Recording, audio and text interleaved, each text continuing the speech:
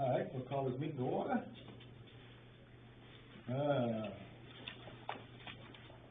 First thing, review and approve May 30th, 2023 minutes. Have you read them yet, Dale? Yes, I have. I have read the minutes and move that we approve as written. Are there a second? Second. All in favor?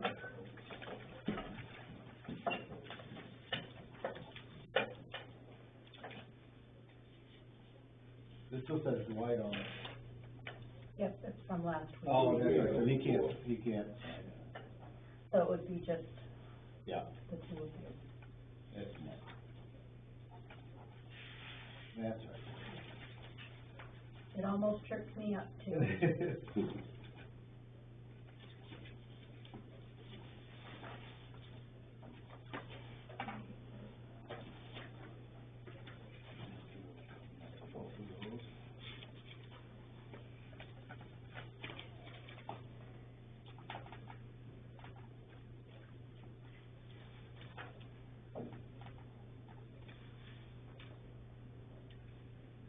Now, what time frame is this in? That's last week. This last week? Yeah, 2 weeks. Oh, yeah, 2 weeks. Yeah.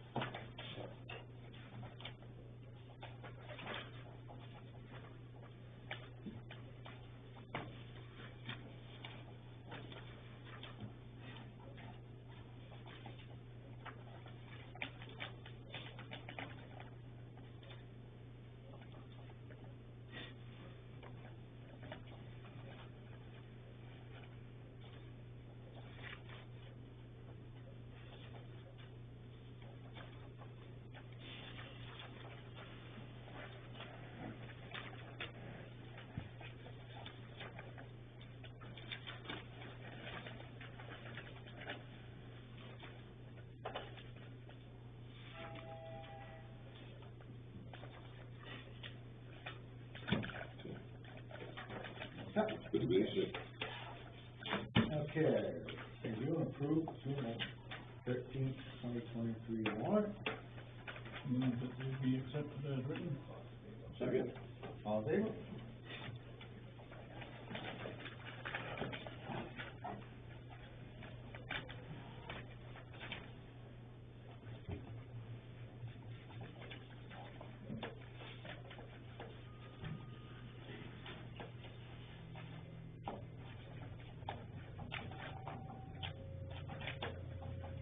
Sign sheet. Yeah.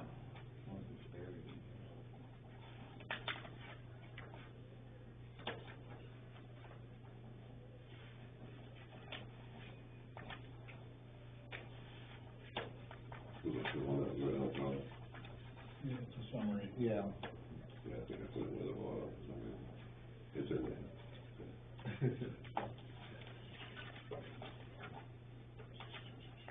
Summary's got the page on it.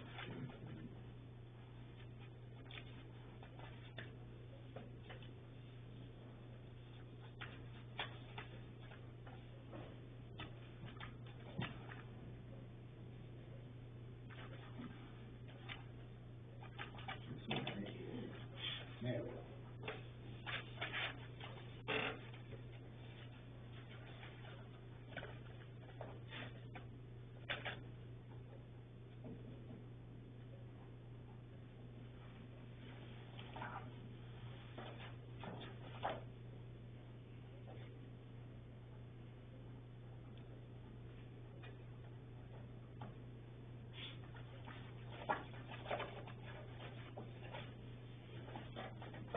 There you go.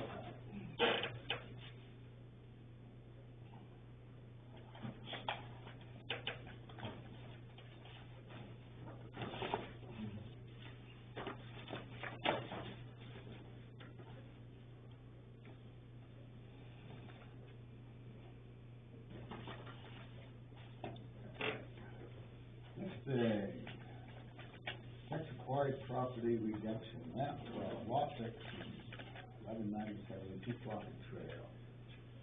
This is a quick claim deed.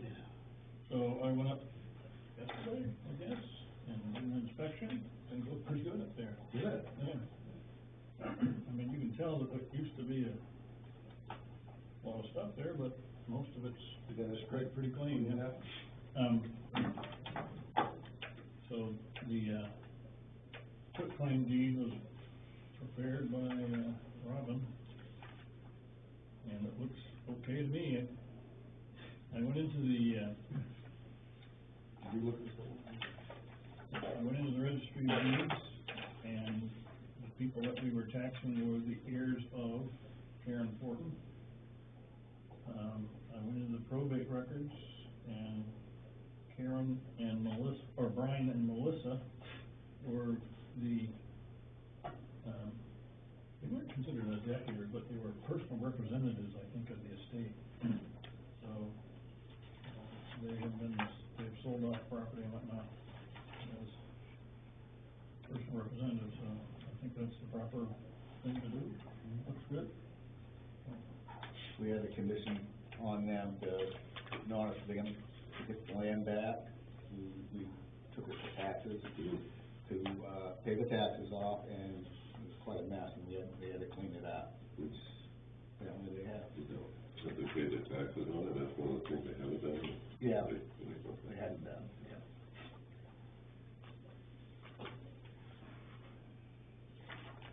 So, I move that we sign the quitclaim deed.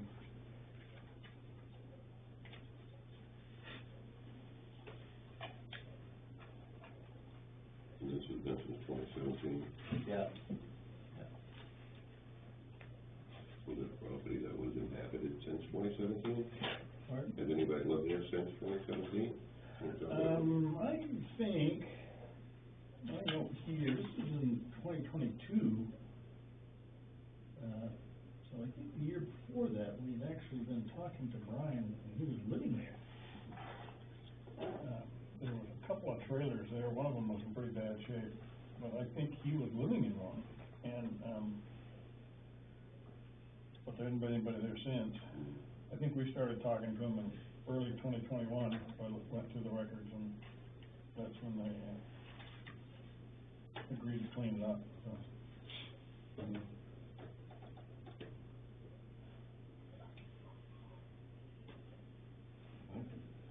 So, We've already got the tax money. do I hear a second? Second. All in favor?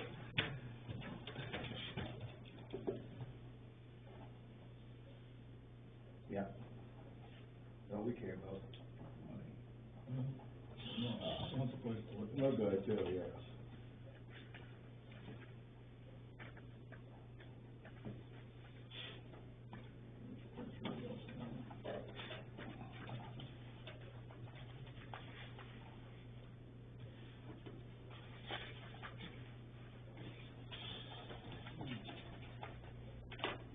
Need be, you can go into the records and see what the meeting minutes were for that meeting. I think it would have been around in July of 22, see what was discussed with Brian and his father, whether his father was here, and somebody else, He had, Danielle was working. he had a female friend, that came in with him since I've been here. Mm. The meetings may go, back further than Yeah. that, but, he came in twice since I've been recording notes. No, I don't think we ever told anybody that, we would give it over to somebody other than the person who's in the tax deed. So, yep, Right. it's pretty much standard. So, okay. Next thing, Cumberland County Regional Assessing the tax commitment overlay for fiscal year 2023 to 2024. Do we have that? Well, I don't know. I should have gone into the, I don't have it with me. I've got an Excel file where I put a number in, but I really just, it's hard to know at this point, unless they can give us some more information. Oh, okay. Because, I don't know if you've ever seen how that, tax commitment spreadsheet works. But you put a lot of information at the top, and then you get down at the bottom, and it gives you a range of numbers that you can work with. Yeah, okay, then, Yeah. yeah. And what he said go anywhere from $10,000 to $30,000, right? And I don't know if that's really what the spreadsheet allows, or if you just, Yeah, 'cause we usually go. otherwise, why don't you just show us the commitment work right now? You've already done the work. Yeah, So, I don't know. I'll contact him okay. and see what we can figure out, but I think if my memory serves me, I have it printed on my desk, but it was, the options were like 10, 15, 20, or 20, 30, 40, I think, were the two different options. huh. Yeah, we usually take it in the middle somewhere. Yeah. He had, he called and he had Rob, they, you know, were on speakerphone working together on it. Well, in the town meeting, we said that we use overlay to pay, tax abatements. Mm-hmm. So I would go with a higher number then, I guess. So what was the range? It goes up, I checked the notes, that it was 10, 15, 20, or 20, 30, 40, I believe is what he said. I think the 30 number would be That sufficient. sounds about what we usually do. Yeah.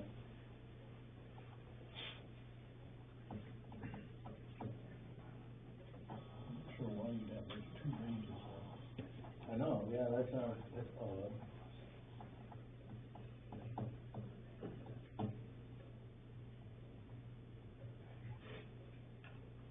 I have to play with our spreadsheet again. 10, 15, or 20, or 10, 20, or 30. Roll the dice.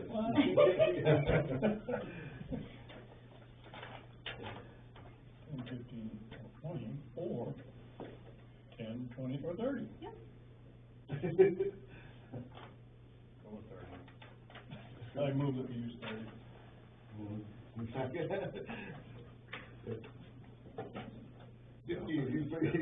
Well, you don't understand what we're. No, I've been a little bit of it, yeah. I'm gonna feel my way through it for a couple of meetings, but, yeah. I'll second it. All So going to 30. we say that we're not paying for abatements. Yeah. Okay, fire department updates. A little bit of business to unpack. Hey, welcome Dale, good to meet you, Fire Chief. So the short stuff first, just to kind of reflect on the WMTW Tower project. We have our 5 components. Dispatch, Cumberland County has been paid, was a $7,000 bill for their backup system while we're in the middle of doing our changeover and our work. That was their commitment, who is paid through Hartford Communications, who's essentially serving as a contractor. I know me and Bob had like a short private conversation about this, but just wanted to make it official here at the meeting.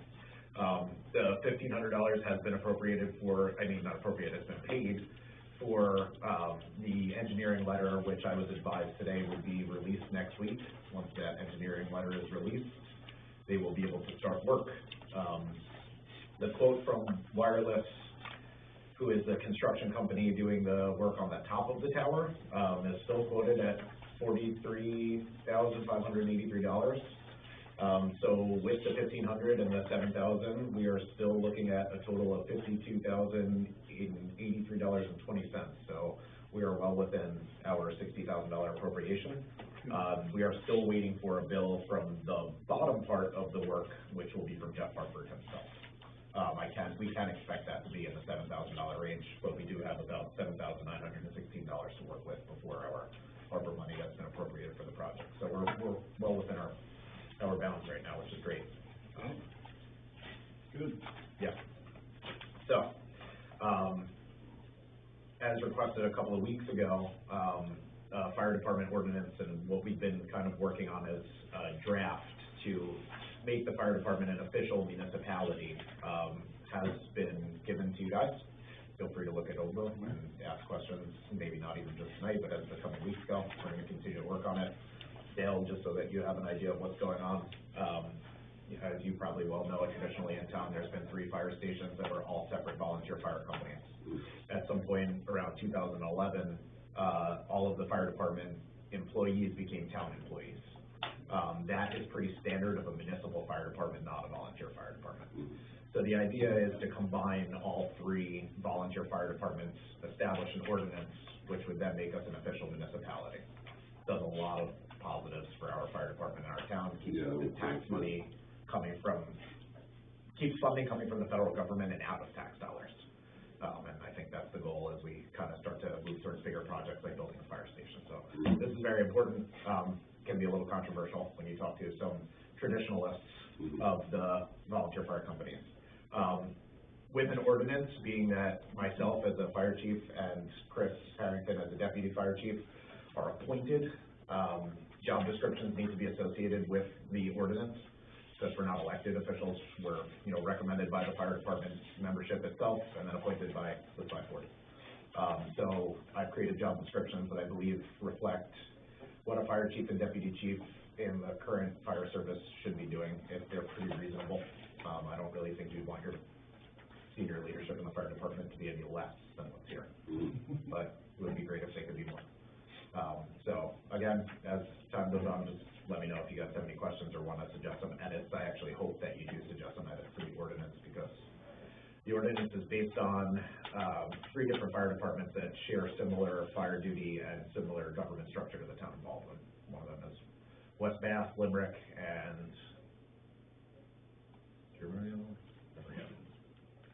there's a third fire department in there that was based on, I can't remember, Cheryl Stackhouse. It is Waterford, that's exactly it. You're correct, Waterford. Yeah, that was good.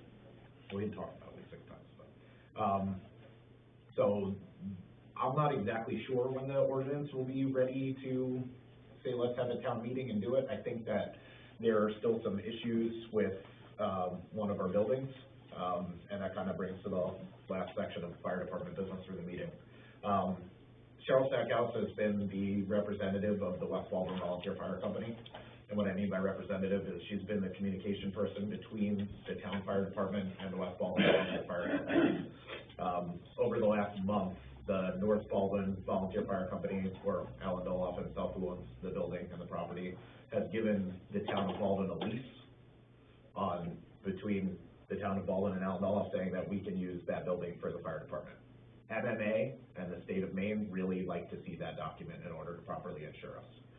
The East Baldwin Volunteer Fire Company met, created a very similar lease, and was adopted by the selectmen very recently. So we have 2 out of 3 fire companies that are, behaving in good faith to creating a municipal fire department. The West Baldwin Volunteer Fire Company is what is deeded on their building. So they would have to provide us a lease in order for them to be in compliance with the rest of us. They are seeking their own legal counsel in order for them to rectify their deed, because their deed is very old and worded in such a way that they couldn't legally provide us a lease even if they wanted to. So we have some options. I don't really have too much say in those options, but one of them is allow them to have their legal counsel and rectify their deed and then provide us a lease. That may take some time. I have no idea what the timeline on that is. I will continue to give you guys updates as I get them. The other one would be to explore taking their building as a result of that the taxpayers' money has been funding it for the last 15 years anyways. So they are in control of a building that we pay for the utilities, the trucks that sit in it, and pretty much everything associated with that building. That one tends to be a little bit more controversial, and so I'm more than willing to be happy to keep the peace and see what goes on with their search for legal counsel. So that's where we stand with the fire department. Who's the chief of West Baldwin? There's no chiefs anymore, so there would be a president. It would be Josh Guptill. Josh. Yeah, Josh Guptill is the president of West Baldwin Volunteer Fire Company. Okay. Yeah, I think you're right. We'll go with a more peaceful way of doing it first. Yep. Sounds like they're trying to do it right, so. I agree. I think in good faith, continue on with that. Yep. It is the one thing that prevents us from adopting our ordinance. So we just have to kind of wait for West Baldwin. And again, I believe they're acting in good faith also, and we'll see what happens. Right. Maybe at some point, maybe we need to light a fire under them and say, hey, come on, we want to get this going. So I actually was gonna bring that up, is should we, and I think this would probably be a best decision of the select board, is should we create a timeline? For their decision to, Yeah, see, I mean, like, I can, as chief of the town fire department, I have nothing to do with this association. I do happen to be a member of the association, but all that allows me to do is vote when they have a meeting. I don't control them, I can't tell them what to do. I think that again, they are acting in good faith to try to rectify the deed and get a lease. They want it to behave like the rest of the association. But I do wonder how long it will take. I don't think we're in a huge rush, but should we set a timeline? Draft us a letter, Okay. All right. laying out what information you want from them, and how soon you want it, I can do that. so, something like, we wanna know what your timeline is, you know. Yeah, Okay. Have you hired an attorney, stuff like, Yep. this type of thing. Okay, perfect. maybe kind of like letting them set the timeline. Yeah, absolutely. Whether they say, well, we can get it done in 6 months, so, and when they're, then we could hold their feet to the fire. Well, Right. some of those things, like, maybe you're not gonna be in their control either, Right. so, but as long as we let them know that we're interested, we wanna Move forward. move Work forward, we together, wanna see how things are going. The letter would be addressed to the selectmen, and then you guys would then provide it to the West Walden Volunteer Fire Company owner for information? Yeah. Okay. That's where I can do that. Thank you. All right, next thing, LD 1706. What's an update on that, huh? Yeah, the only thing we can say is that the legislature, both houses have passed a revision that would allow Baldwin to defer implementation until July 1st of next year. But, as far as I know, it hasn't been signed yet. And as of right now, it takes effect July 1st this year. No, it's not until the governor signs it, that. Right. I don't know why she wouldn't sign it, but, who knows? right, there's no sense to say. So, that's all really to discuss. Joe has something he wants to say. No, I just was thinking that through, the governor has till, what, is it 30 or 60 days after the adjournment of the legislature to, sign or veto bills. So we didn't put any,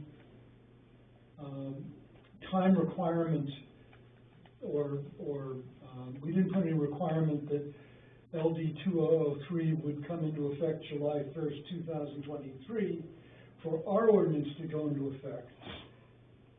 And we can't amend the ordinance from the floor.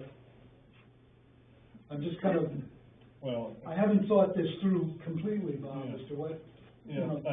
I think what happens is, as soon as, if it's voted and approved, it's effective immediately. But do we want it to be effective without LD 2003 being in effect? I think that's I would say no. I would say we'd like to take a little bit more time. I don't want to be in a position where, I hate to see Baldwin in a position of, we're the easy place to put in development. And all the towns around us don't have to have it. You know, then you're kind of, you want to be in an equal position. Right. I think. Right. I agree with you. Yeah, it'd be easy and everybody would be going. But if it did get signed, and obviously all but one legislator voted for it, and she did sign it, then that would stop it from everybody, right? Basically, to Some towns have already implemented it. But- yeah, some have, and a lot of towns are actually blocking it and going against it, and got lawsuits against it, so I don't feel after July 1st, they're gonna be knocking on our door I've had discussions with lawmakers saying, to admit this, but they really don't have an enforcement mechanism. They don't. At the state level, but, you know, it's not a good excuse to just not, to ignore the law. Right. But, so anyway. Yeah, no. I've been talking with one group already that wants to go in for a 5-lot subdivision, and their intent is to put two-family houses on each one of them. And that's just one parcel. And what area is that? West Baldwin. West Baldwin. Don, if they're in a subdivision, then LD 2003 does not apply to them, because the subdivision would define what houses they're allowed to build. Well, this is true, but I'm just saying there's already interest in people wanting to build Yes.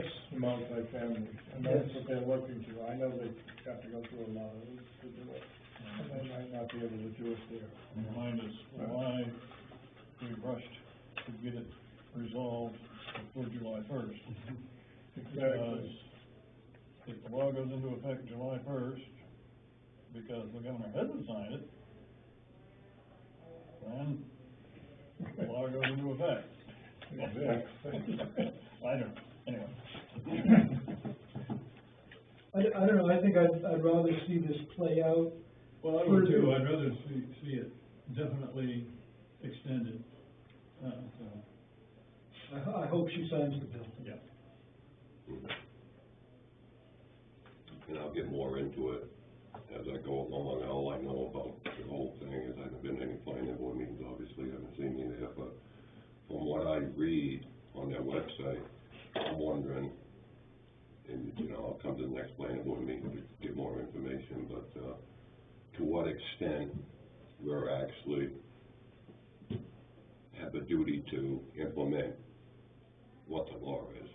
Because what I saw, there were shaded areas, you know, and I know those are the shaded areas for towns with, let's just say a sewer system, a public sewer system, a public water supply.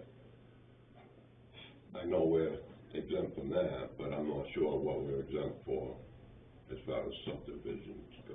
So I don't have 100% knowledge on it. Personally, I'd like to see it, have us another year to figure it out a little bit better. We were very fortunate, Bob did comb through and tried to write an amendment to our land use ordinance, which would give us the least amount of change. There's only one item where we did something other than that. And that had to do with, was it RVs or no, RVs, wasn't it? Living in RVs for a month, you had to get a permit from the code enforcement officer. Right. And you could only live in one for 3 months. Yeah. That was the only thing, was anything other than trying to minimally conform to the law.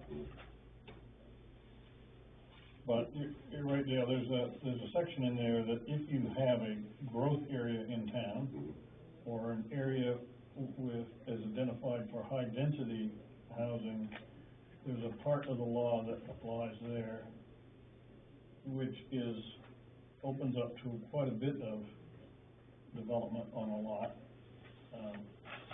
But we don't have that in our zoning, so it didn't apply. So it cut it down to 2 areas, one which was a house lot, and you can put 1, 2, or 3 houses on a house lot, or on a 2-acre lot.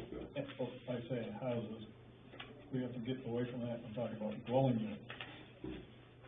And then there was another part of the law that affected us, had to do with accessory dwelling units, and where those could be, you know. But the really impactful one didn't apply to us. Yeah. You're correct. Yeah, I'll get more into it. Yeah, I can send you the background information, and I can send you the revision, Okay. so you can kind of get into it. And you've talked to our legal counsel about it. I haven't talked to legal, we have just implemented the law. We haven't done anything outside. So we're going on our interpretation of the law. Oh, yeah, yeah, Okay. but it's based on DECD guidance, Yeah. so. Well, I've read a lot of it, on the website at the bottom, it has the frequently asked questions. Yeah, And then you get to the answer, it's to be determined by legislation, so they really haven't even figured it out yet themselves. That's why I don't see the rush to, yeah. hopefully she signs it and we don't have to. But I'm pretty confident she will if every legislation. Dale, Bob, Don, and I, along with a couple of other citizens from Baldwin, went up to Bridgeton to a meeting of a whole bunch of towns. I did read that, and once she gave me, you guys went to Denmark, I think it was, you guys went. Yeah, Denmark, I'm sorry, you're right. The thing that I came away with was the towns that spent $25,000 or to modify, to amend their ordinance, or $15,000 and they were halfway there. And Bob did it for us. Just, I have a lot of respect for Bob for doing that, and I think it was a wonderful gift to the town. Yeah, I looked through it, yeah. Absolutely. Yeah. It looked like there was a possibility that the state may possibly reimburse towns for their, Yes. Participation? no, for, what they've invested in Yeah. legal stuff Great. and, right, rewriting of the ordinances, and so it's basically that email that I copied off for Dale, said to keep track of time and all of that, so Bob, you might be able to get reimbursed your efforts. Got lawyer fees. All right, Check your time, I hope. all right, that's all we have. That's it. All righty, reminder, next Monday is Tri-Town meeting. Don't meet in that quarter town office, 7 o'clock, next Monday. 7 o'clock, Yeah, okay. How often do they meet? once a month. It's the third Monday of the month, right? Right.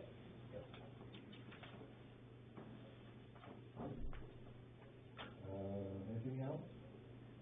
Get, planning board the week after Yep. next.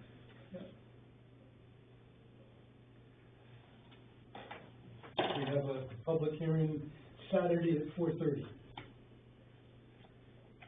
Just that, Yep, this coming Saturday. you know. Informational, public discussion meeting. It's a public hearing on the amendment to the land use ordinance to conform with 2003, yeah. Yeah. We've tried 8 o'clock in the morning, we've tried 9, we've tried 10, but 4:30 in the afternoon, see what happens, you know? That's the 24th. No, 17th. 17th. Right.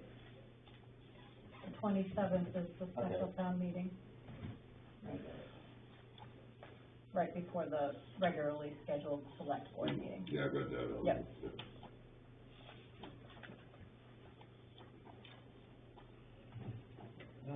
Don, you got anything? No, I think I'm all set. You all Thank set you. tonight? Good. Good to see two lefties up there, so, there's 3 of them. Joe? I've talked enough. Mary? No, thank you for all you do. Thank you. Kathy? Library's chugging along.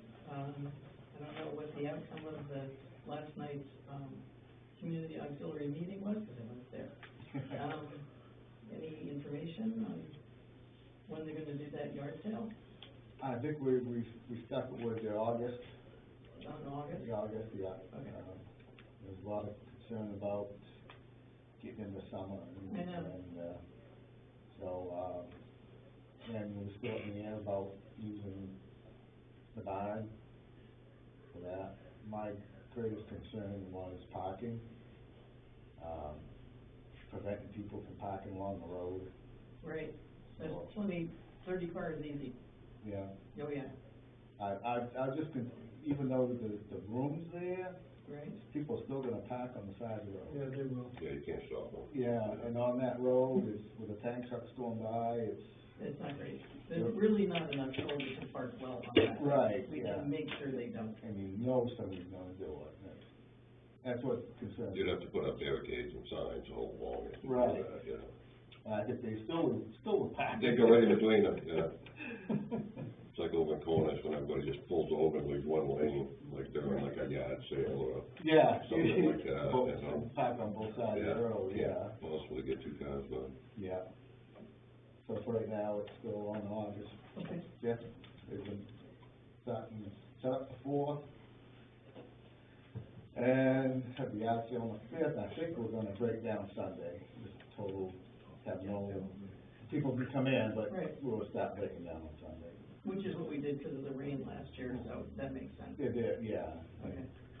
And so we wouldn't be going until 7, 8 o'clock at night. Yeah. We're gonna, I guess Den's gonna take a load over the Stagel Days for the Lions Club. Yep, yep, So, I think stuff that's been rotated in and out a few times from our yard sales and take it over, so. great, okay. So that's it. Yeah. That's about all I got. for now.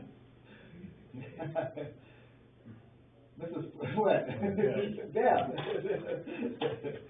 So, dance is over, school's out, so I'm gonna come to a few meetings this summer, but is there anything you wanna know about the groups that I'm in? Grateful Undead and SRFA, thank you for the monies. I'm in the group that puts the concerts on under the gazebo. Oh, yes, yeah. That's the SRFA. Okay, yeah. And I brought a poster to put up in the town office here. And, Lori was in earlier with, the little garden, setup, drawing a blank, the like raised garden beds for people. is that Grateful Undead? Okay, Like yeah. a diagram. The SRFA is the poster with the, Oh, okay. list. Sorry, I'm We have jumping 4 ahead. concerts, they start July 4th. It's four Tuesdays in July this year. But the little garden things from the Grateful Grateful Undead, Undead. and that's the other group on it. And the community chorus, if you want singers. I was very impressed with your presentation, you're well spoken. Thank you, that's very nice. He is, isn't he? Almost like a car salesman. Say that. Hopefully new cars. And what the music program does is fund the, classes for kids, right? How does that work? Well, we support art and music in the Stockton School District. So we, have sent kids to camp, music camp. We've donated instruments to the band, which, by the way, Miss Lind is looking for more instruments. She's got like an overflow of kids that want to do band next year, and they don't have enough instruments for everyone. So if you know anyone in town that has a clarinet or a trumpet or something kicking around in the house and no one's playing it, they could really use it. The Beatles concert that we did for the community last fall was free. This year, we're gonna have to charge because we won't have enough money to pay the band. But they wanna come back. Yep. So it'll be like $15 a person and $25 for a couple. We put on the variety shows. The, Pike Hall now is all renovated and up to capacity, so we may do that again, and in that, we want Baldwin people to come out and show their talent, Yeah. sing, dance, whatever. So we try, to all 5 towns to be involved in both of those groups. Yeah. Do you let, Robin know so she can put it on our website and whenever you, Sure. whenever you have something like that? Yeah, well, I did bring the list of, concerts Yeah, for her, for Oh, tonight. okay, Yeah, a okay. poster Yep. for the front, and then a list of, Okay. you can take a picture of it and stick it around. Anything else? Not that I can think of right now, but I'll try to come to more meetings over the summer when usually I'm driving kids to dance, but there's no dance for a couple of months, so. Good. Steve, anything else? Just wanna thank the select board for getting us through the town meeting and supporting the fire department. I really appreciate it. That's all. Good. Stevie? Good. Christopher? One of the things I wanted to ask was, I guess more towards Robin, but the trash pickup at Sam Pond, is that all set? Yep, Okay, are they just doing Sam Pond? Okay, he was supposed to get back to me with, a quote for the garage, but he Okay. did not do that. I can Okay. follow up, he said he would I knew think he about came it. down and talked to Yeah. me and on that Oh, he Friday. did talk to you? Yeah, he came down and talked Okay. to me for a little bit and Okay, told him kind of what we had and whatnot, and okay, he's like, all right, thanks, and that was that. So that's why I was asking about Paul. okay, I talked to Dayton, yesterday. They've come out, I assume today, they came out and did the grinding at Wigan Road and Harris Road, well, Farm Road. Wigan and Farm. Yeah. They ground the butt joints there, and weather permitting, he's hoping next week to get those paved. And so, I'm also gonna talk to him about a couple other things on one or two of the other roads around town to see what his thoughts are on that. So we can move forward on that. I've got one person to call tomorrow about cemeteries, but I have a candidate that I'm going to call tomorrow probably and see if he wants the job. Good. So we'll go from there. And then, one of the things, I talked to Debbie this morning, and I'm sure you'll see the, gravel bill came from Estes for the storm. I saw that. That was a hefty number. Yeah. Well, You guys do what you gotta do. right. And we're still catching up. Yeah. Wasn't sure on what you guys, I know we're coming up towards the end of the budget cycle, wasn't sure if you guys wanted to pull any of the money out of the emergency fund to try to cover the overdraft for the storm, or whether we're just gonna leave the overdraft and cover it at the next town meeting. Wasn't sure on what you wanted to do there. And then the other thing is, I would like to see about taking about 23 or 24 bucks from the emergency, not the emergency, sorry, let me rephrase, the town equipment reserve account, and purchase a plate compactor for when we're doing culverts and hot patch repairs and coal patch, so we can compact the gravel. And the hot top and whatnot. We've rented one a couple times now from Wyndham Rental. They're like $500 for the week. So I feel like purchasing one would be a lot more beneficial to us. How much? It's like $500 a week. It's No, rental. how much? Oh, I think it was $23.50 or something like that. That's why I said $2,400. To buy one? To buy one, yeah. Yeah, they're not that bad. It's through Milton Rents, which is the one I looked at, which was at the trade show up in Skowhegan, down in Portland, I think it's actually in Portland still. is that new or used? That's brand new, New? with the water tank for paving and stuff like that. It's about, the one we were looking at was a 200 or 300 pound one, easy enough for, if we had to, two of us to lift it, not that we should, but Right. light enough that we could in a pinch, but not heavy enough that, we can't move it out of the road. So I'd like to do that, and then the other one, I've been talking to one of our vendors about demoing a hot box for doing hot patch.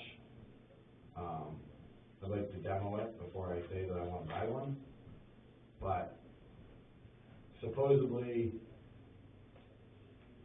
they're well worth the money and saving the money in return. There's a lot to them, a lot of technology to them. Supposedly you can take the extra hot top that you've got too cold throughout the year when you're doing a paving job or cross culvert, scoop it back up, dump it, put a little tack to it, and you can heat it back up and use it again just like it was new. I haven't seen that done, but that's what they're claiming. And then also the cold patch, you can put cold patch in it, and it comes out, heat it up, comes out smooth, stores in it really well, etc. So what are you doing now?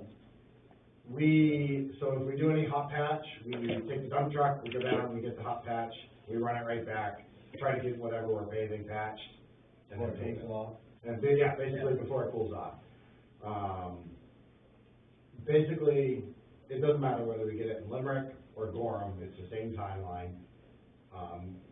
You basically get, depending on the air temperature, on average, we're only gonna be able to use the hot top for about an hour before it cools off to a point that you start to lose your compaction rate for actually getting a good compact surface. And it takes you half an hour to get back here. Well, that's after we get back, but, Oh, after you. basically you'll have the time to get back, which is, half hour, 45 minutes by the time you get loaded, checked out, weighed out, etc. You'll get back to town, and you're gonna have about an hour-ish of working time to be able to get it put in, raked out, smoothed out, and compacted. Not too much time. It's really not. Right. Stevie and I did the one last year up on Ward's Hill. We got it done, got it cooled off. And we're like, oh, we still got a little bit left. Let's go try to patch a couple things. And those patches didn't hold. So, cause it just cooled off too much, so it didn't hold up. So then you gotta wait. Yeah, and then you have to wait. Wasted money. Yep. And so that's why one of the hot blocks, one of the biggest things with the hot box is it'll stay in the hot box and up to temperature for 72 hours before you have to empty it out. Uh-huh. And it dumps the low shoveling versus up high, scooping it up. Taking a shovelful of coal patch out of the back of a 1 ton versus waist high is easier on the people, easier on your back. You get that. In the winter time, you can store your coal. Yeah, true. If you were doing any coal patch in the winter time or anything, you leave it right into it, you heat it up, go do your coal patching in the winter time, and it's gonna be just like it was the middle of the summer. Oh, really? We don't do a lot of hot patch here because of the working timeline. A lot of it we do is coal patch. Yeah. And we buy the better quality coal patch, but it's still not, Still doesn't. it doesn't compare to hot patch. Right. It Yeah. doesn't. That's why the state, refuses to use coal patch. It's $200 a ton for coal patch versus $70 a ton for hot patch. That's the other part of it. So, probably could save money in the long run, huh? Yeah. A lot of money. So when are you gonna get the, demo? I haven't heard back from him yet about it, but we've been going back and forth about a couple different things going on. So I'm waiting to hear back about that.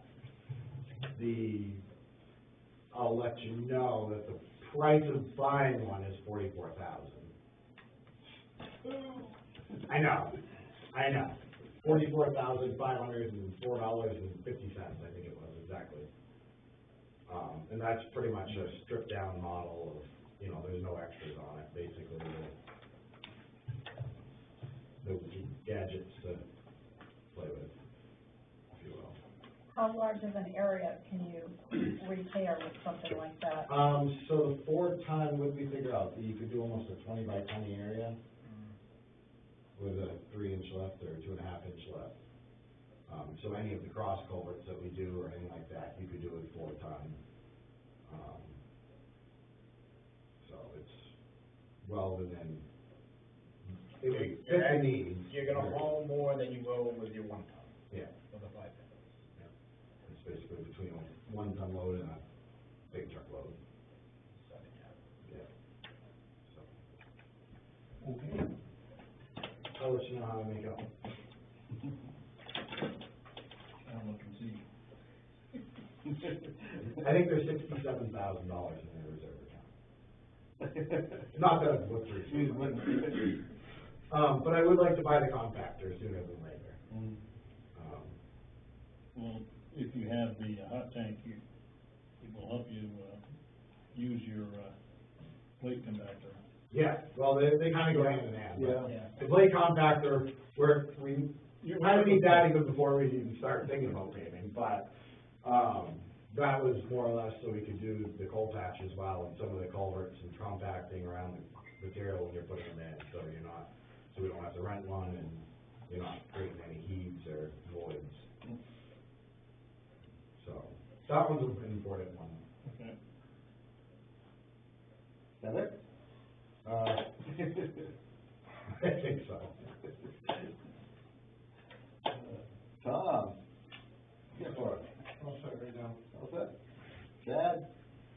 How about, the signs down the beach, paint your signs down there? But, which signs? Like, The rules, rules, no smoking, no parking this side of the road. there's no signs down There ain't no signs, this year's signs I haven't seen yet. there? Ask them. I think he's, when you help him put the buoys out, he's gonna be calling you. I'll be up cold.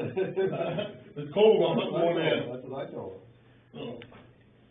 He said he wanted them up for next week. So we'd like to start next week.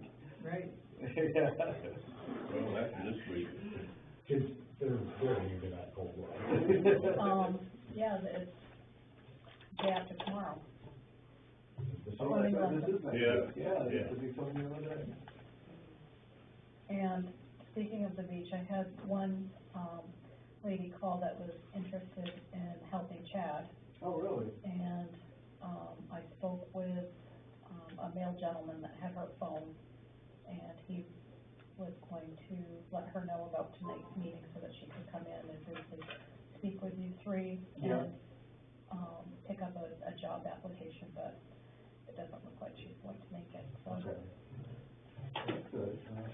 Yeah, she can come in anytime, take up application. We can meet with her next week.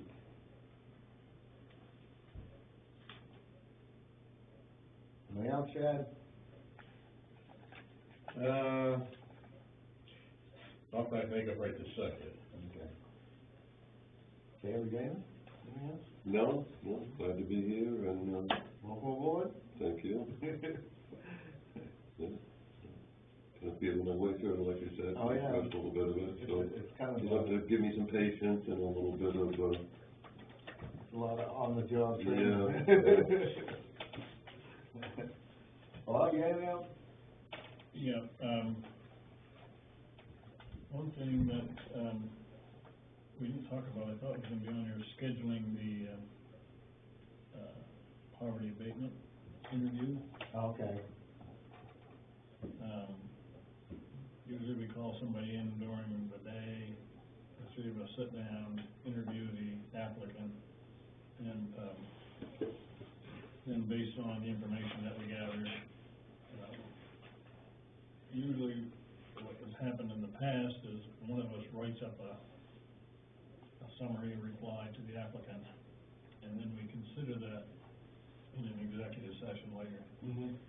So, I guess with you, something after 2 o'clock in the afternoon, right? Right. This time, I don't know for you, I Dave. can do after two, After two? self-employed, so, I Okay. mean, maybe, we'll have to pick a day, a couple days ahead, of course, but. Yeah, so, either Robin or myself will call the applicant and see if we can schedule a date, and I'll float it by you folks to see if Mhm. it'll work.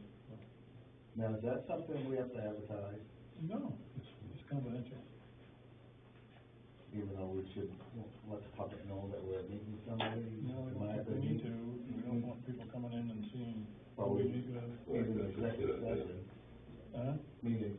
it's not an executive session, it's an interview with an applicant. And the reason that we all do it is because it's important that it's something that we all vote on, we all know the circumstances. We might have different opinions about where to go, but one of our jobs as a select board is to, do that function. Cause I thought that any time that the three of us meet together, if it's not advertised, it's a week. No, I don't think so. You talk executive session meeting, but just the. Just the regular meetings, without being advertised, alright. So I don't wanna infract that from anybody, so you did it legally. Yeah. So I will, I or Robin will see if we can find a time, Okay. so. But I'm pretty much the same as you, Dale, anytime that I'm retired, so. I'll get you someday. The other thing, it reminded me, Robin, is, you know, when you come back from vacation, we need to schedule a water test. I did speak with the gentleman from Ward Water. Oh, you did? Yep. He just happened to stop in because he was doing another job in the area. And, I took a couple of notes in terms of what we can order on Amazon and what we should get from him. But he said anytime that you're ready to do a water test within the next few weeks, So you just come by and take the test? yeah. So they'll do like a preliminary test, and then the state will be called in after that to do, the official testing. But it's basically in preparation for the state, Right. so. So I guess we're ready. And, all right. He checked everything, he was very pleased with how it looked, you know, no leaks anywhere, and, he concluded that it was most likely air that, in the system that was making the noise that just needed to bleed itself out. Once we turned on all of the faucets and flushed all the toilets and everything, it seemed to clear, so. I haven't heard it since, so. Is it okay to wait, to call in when I come back? Okay. Just make sure, I had a thing on my calendar, but roof repair. Dale, I don't know, we tried. I've seen it in the South back forever, Yeah, and I don't know if you have any. Yeah, it's so hard to get anybody to do the whole jobs. Yeah. The question is it the right job, what we've described? Because really what we asked for was just a repair of the outer edge, and, I don't know. I'd like to take a look. It would be good to go take a look. I did some temporary repairs to get us through the winter.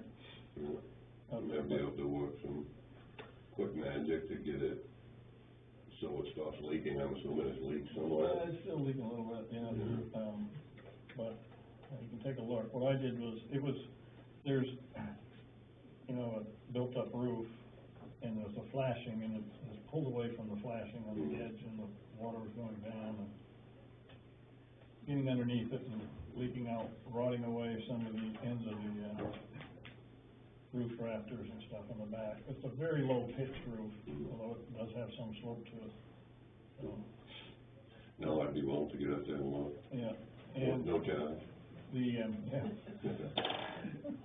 Well, the other question is, are we doing the right thing, and then are we approaching it, you know, and advertising it the right way? If there's other ways to do it, I don't know, maybe just call a contractor in. And then it's just, that's turns it into just a different game, you know, just to get somebody to, I mean, you could call, I don't know how much response you'll get. It's, you know, I can tell you firsthand, it's literally impossible to get a lot of things done, especially a little job like that. It's, everybody's just bringing in the big jobs and the houses and, you know, be honest with you, the younger kids aren't doing it. So you don't have that, there's like a 20-year lapse where that workforce is missing. You see what I'm saying? For some reason they didn't get into the trade, they didn't, so there's really not a whole lot of people that aren't already established that have the time to do anything like that. All right, well. I mean, if we did did go that route, you know, I know a lot of people, so I could like, you know, I hear who's good, who's bad, so if somebody did come in, you know, maybe, you know, it's up for discussion. When you wanna take a look, let me know. Yeah, it might be just something simple that Yeah. I can take care of, and, Well, not that we have to do it, but, you know, yeah. maybe it's a bigger job than we thought, I don't know. I can't tell until I get out there. Yeah, I know Hiram's had gone through the same thing, I was talking to Eric Durgan, Saturday. It was just a function we was at together, and, they've been trying to get a ridge cap put on there. Fire station forever, been advertised forever, Yeah. they can't get up and do it because of insurance purposes, it's such a simple job, but they can't get anybody to do it. Yeah, okay. So it's tough. Yeah. I'll get up there and look, and then we can discuss it at a, you know, a little different time. Next meeting coming up, or a workshop, so. Yeah. The other thing that we had mentioned was the copier. Deb's doing a preview of the finances, it may or may not be in the budget. Okay, did she happen to mention that we had another gentleman come in today from Westbrook, and, he is going to send over estimates also. For a copier? She mentioned that there was money left in the capital fund. Yes, she did, but she didn't realize that we hadn't paid for Cumberland County assessing for a year and a half. Oh, okay. That changes things. Okay, if we did, may not be as much money in it as But there might be money in next year's budget. That's the point. You know, I use the numbers from our expend rate up to where we put the budget out, and, it looked to me like it was gonna be very close. And, I know somewhere around that time, we had talked about, replacing the doors, a Yeah. website, and the copier. Those were like the big ticket in-house items that we were interested in doing, and then at that point, it didn't look like there was money in there for it, and, but if it turns out that there was enough in there for a year and a half for Cumberland County, there'll be enough for a copier next year, in next year's budget, so. And the other thing is the interim general assistance administrator. It's okay for me to talk to Katie, see if she can cover us? I think she's interested in the job, period. I don't know about as an interim fill-in, Yeah. but she expressed interest in being the GA administrator. Yeah. We've got, Cumberland County is talking about doing a countywide program together. It would be good to take a look at that, if they have it, and see how it works. But my concern is that we've got 2 weeks to go, and we need somebody on the ground. Yeah, you're right. And I don't think they're gonna have their program together, because Jim Gailey, is that his name, from the county, was asking for data, and apparently I'm the only one that gave him any. That's gonna make things move a little slower, but Yeah. So, anyway, And you saw the email, Katie followed up to see if she needed to help with any of those questions, but you had already addressed them. I think so, but, The only thing that I did catch was on the hours. I think you put 8 to 4 instead of 8 to noon, but that's not a huge deal in terms What of. did I thought it was 4 hours a day, but, no. Okay. I can correct that. So as of, the end of the month, we'll have to pull all the information for Opportunity Alliance off the website, and, we'll have to have a plan in place as to who's going to take phone calls 24/7, basically. All right, good. That's it. All right, I like that. All right, here, motion to adjourn. Second. All in favor?